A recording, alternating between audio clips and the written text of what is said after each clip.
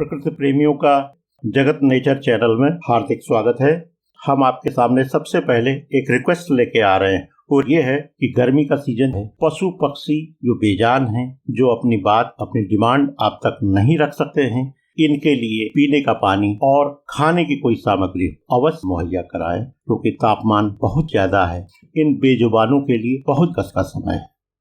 आप सब प्रकृति प्रेमियों का एक बार फिर से हार्दिक स्वागत है। बेमकसद घुमक्कड़ी का दौर पिछले एपिसोड में खत्म हो गया है। इस सीरीज में हमने देहरादून से रसौली तक के 10 एपिसोड बनाए थे, जिसका समापन हो गया है।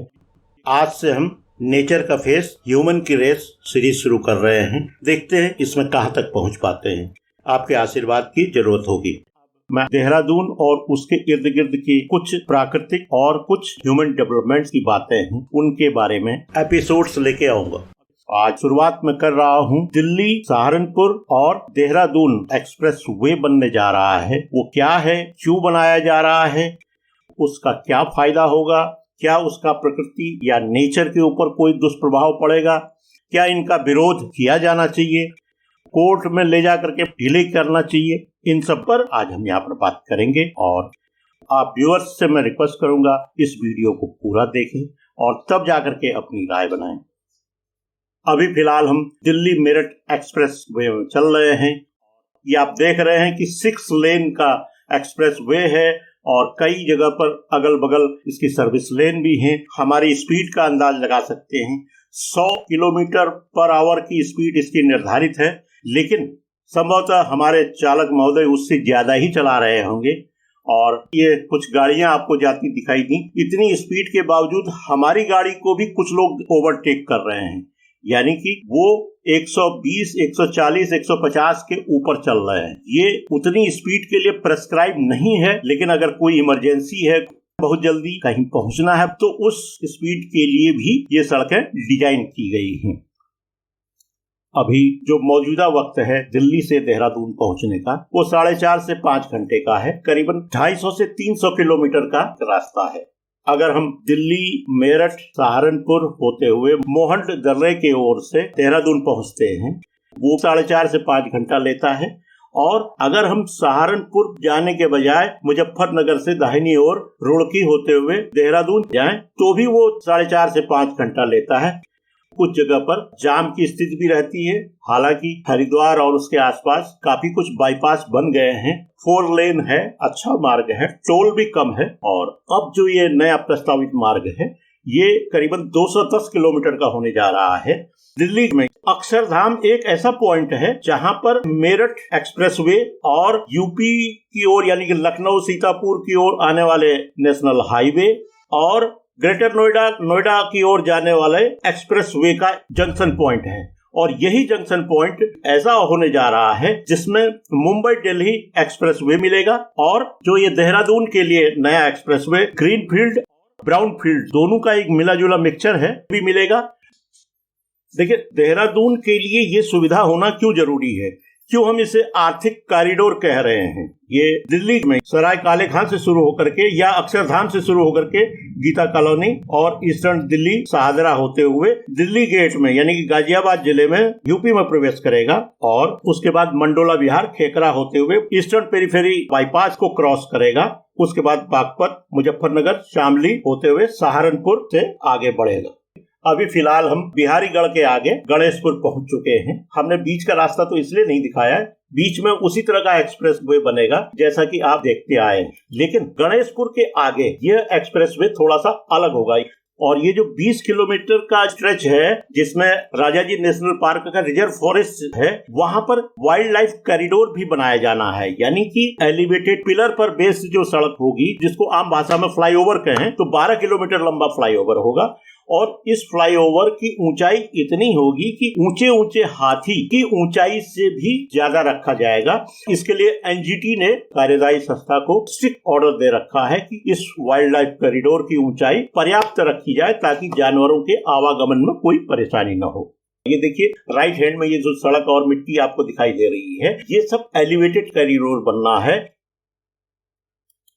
फ्रेंड्स, आप सोच रहे होंगे कि भाई देहरादून से दिल्ली बहुत दूर नहीं है, 4-5 घंटे का रास्ता है, लेकिन एक्सप्रेसवे क्यों बनाया जाए। बनाना इसलिए जरूरी है कि एक तो दिल्ली में जनसंख्या घनत्व बहुत तेजी से बढ़ता जा रहा है और शामली मुजफ्फरनगर बागपत की तरफ एक्सप्रेस वे नहीं, और जब देहरादून पहुंच जाएगी तो यही रास्ता आगे चल के चार धाम के लिए, अगर हम इसमें मसूरी बाईपास से निकल करके धनौल्टी की तरफ और उत्तरकाशी की ओर जाएंगे तो ये चार धाम यात्रा का पहला पड़ाव संभव हो सकता है। तो आप देखिए, दिल्ली से 2.5 घंटे में अगर देहरादून पहुंचते हैं तो अगले 2, 3, 4 घंटे में अपने पहले पड़ाव तक पहुंच सकते हैं। ये सरकार की मंशा हुई है। मैंने आपको पहले ही बताया कि गणेशपुर से एलिवेटेड कॉरिडोर शुरू होगा। जो ये बरसाती नदी है, मोहंड दर्रे से जो ये नदी आती है, तो इसे सोहानी नदी कहते हैं। तो सोहानी नदी के रिवर बेड में ही ये कॉरिडोर बनाया जाना है। ये इसी के सहारे आगे तक बढ़ेगा।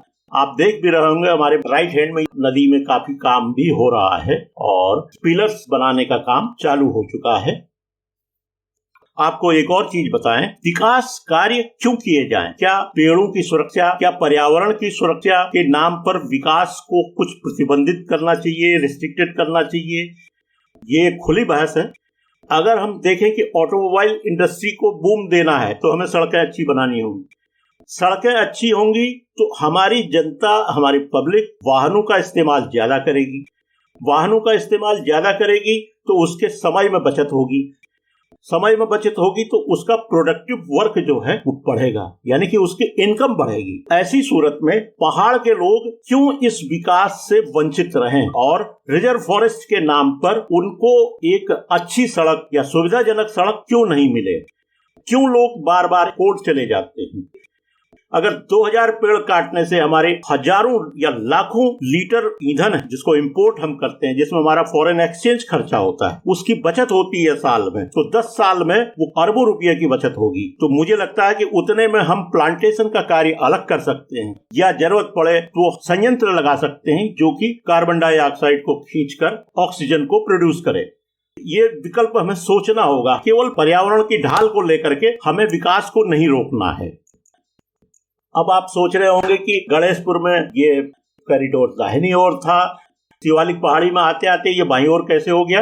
जो इस रोड पर आयरन ब्रिज है, जो ऐतिहासिक ब्रिज है, जो काफी सकरा भी है, जिसकी वजह से जाम भी लगता है, उस आयरन ब्रिज के पास ही ये कॉरिडोर लेफ्ट बैंक में आ जाएगा और उसके बाद करीबन 10-12 किलोमीटर तक ये बाईं तरफ ही चलता रहेगा और ऊपर डाष्टकाली तक ये बाएं हाथ में ही चलेगा। तो देहरादून आज के समय में उत्तराखंड की अस्थायी राजधानी है, लेकिन यहाँ का विकास जितना हो चुका है, जितना यहाँ पैसा लग चुका है लोगों का, उसको देखते हुए नहीं लगता है कि गैरसैंण अब कभी राजधानी के रूप में प्रतिष्ठित हो पाएगी।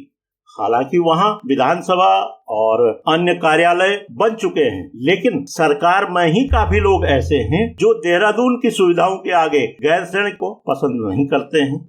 कई लोग वहाँ के मौसम को भी उसके लिए जिम्मेदार ठहराते हैं। कुछ लोग कनेक्टिविटी को लेकर के भी गैरसैंण को कम दर्जा आंकते हैं। अब देखिए भविष्य क्या होगा। फिलहाल हम लोग दिल्ली, सहारनपुर, देहरादून कॉरिडोर के बारे में आप तक बात पहुंचा चुके हैं। इसके पूरा होने की उम्मीद दिसंबर 2024 तक बताई जा रही है। सड़क परिवहन मंत्री नितिन गडकरी जी और प्रधानमंत्री ने भी इसका शिलान्यास किया है। दावा है कि इस सड़क के बन जाने के बाद दिल्ली से देहरादून का सफर केवल 2.5 से 3 घंटे के बीच का रह जाएगा। 210 किलोमीटर का ये मार्ग अगर 100 की स्पीड से कोई वाहन चलता है तो 2 से 2.5 घंटे में तय करने में कोई परेशानी नहीं होनी चाहिए, क्योंकि वाहन भी अब अच्छे आ चुके हैं।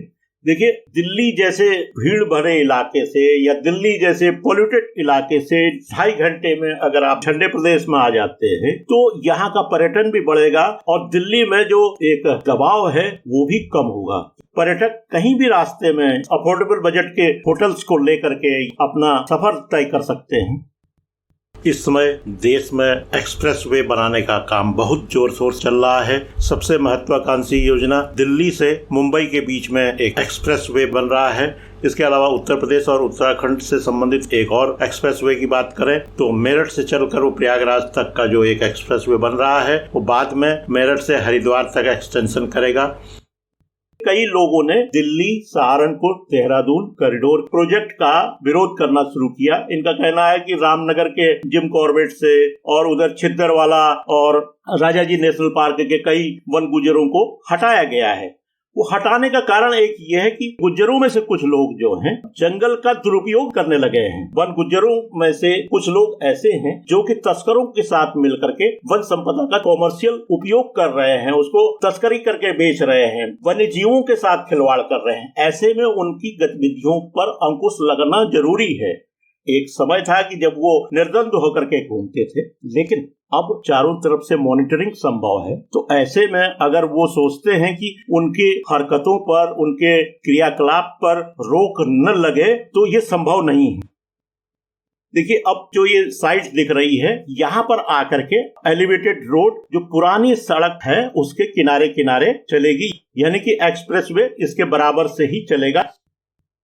और आप ये देख रहे होंगे सड़क के किनारे वन गुज्जर हैं। इनके गांव स्थायी नहीं होते हैं, इनको राजस्व गांव का दर्जा नहीं मिला है। वन गुज्जर उत्तर प्रदेश, उत्तराखंड और जम्मू कश्मीर सभी जगह ये पाए जाते हैं। यूपी में बहराइच बलरामपुर का इलाका है, वहाँ पर कई वन गांवों को राजस्व गांव का दर्जा दिया गया है। देहरादून के आसपास के जो वन गुज्जर हैं, वन गुज्जरों की बोली जो है गुर्जरी कहलाती है। ये पंजाबी, कश्मीरी और डोगरी, ये तीन बोलियों का मिक्स है और दुधारू पशुओं को पालना इनका मुख्य व्यवसाय रहा है। वन गुज्जरों के बीच में कुछ लोग ऐसे हैं जो कि वन संपदा, वन्य जीवों को नुकसान पहुंचा रहे हैं। तो ऐसे लोगों को भी उन्हें शॉर्ट आउट करना चाहिए। उनके बीच में जो ब्लैक शिप्स हैं उनको पहचानना चाहिए, तभी उनकी संस्कृति बची रह सकती है। अब डाटकाली पहुंच गए हैं। डाटकाली में पहले से 2 टनल हैं। सहारनपुर से अंग्रेजों ने सड़क बनानी शुरू की तो सबसे पहले एक टनल बनी जो कि मंदिर के बगल में है, वो थोड़ी सी पतली है। बाद में जब इसका चौड़ीकरण हुआ तो उसके नीचे एक और टनल बनाई गई। अब जब ये एक्सप्रेसवे बनेगा तो इसके लिए एक नई टनल बनाई जाएगी। ये देखिए टनल से बाहर निकल करके कितना बढ़िया दिख रहा है। अभी तक हम थे शिवालिक पहाड़ी के ऊपर हैं। आप जानते ही हैं कि शिवालिक पहाड़ी और लघु हिमालय यानी कि जो तीसरी श्रेणी का हिमालय है, उसके बीच में जो ये मैदान है उसे हम दून कहते हैं। देहरादून उसी दून का एक हिस्सा है और ये सबसे बड़े दूनों में से एक है। देहरा का मतलब आप जानते हैं डेरा से मतलब है, यानी कि घर, यानी कि आवास। वो टेम्परेरी हो सकता है, वो परमानेंट। डेरा और दून, दून तो है ही है। देहरादून को सिखों के 7वें गुरु हर राय के सबसे बड़े पुत्र राम राय के साथ भी जोड़ा जाता है। कहा जाता है कि उन्होंने सबसे पहले यहाँ डेरा बनाया था, इसीलिए यह देहरादून के नाम से प्रसिद्ध हुआ। अब आपको मैंने देहरादून तक पहुँचा दिया। मौसम भी बड़ा खूबसूरत रहा है, बादल में आते रहे हैं, आसमान बड़ा अच्छा दिखाई देता रहा है। और अगर आपको लगता है कि ये वीडियो आपके काम का रहा है तो इसको लाइक करिएगा, शेयर कीजिएगा। जो लोग अभी तक इस चैनल के सब्सक्राइबर नहीं बने हैं, कृपया सब्सक्राइब कर लें, मेरा भी हौसला बढ़ता है। प्लस जो कंटेंट आप तक मैं लेके आ रहा हूँ, उस कंटेंट की स्वीकार्यता अगर होती है तो हम इससे भी बेहतर चीजें लाने का प्रयास करेंगे, मेहनत करने का मन करेगा। आप अच्छे सामग्री से वाकिफ होंगे, अच्छी जानकारी से वाकिफ होंगे। अगला वीडियो हम टपकेश्वर पर ला रहे हैं। यह एक शैल गुफा है। ये देखिएगा इसका महात्म्य और इसके सुंदरता। सामने देखिए मसूरी की पहाड़ियां दिख रही हैं। इन्हीं शब्दों के साथ पूरी होती है आज की बात। बहुत बहुत धन्यवाद।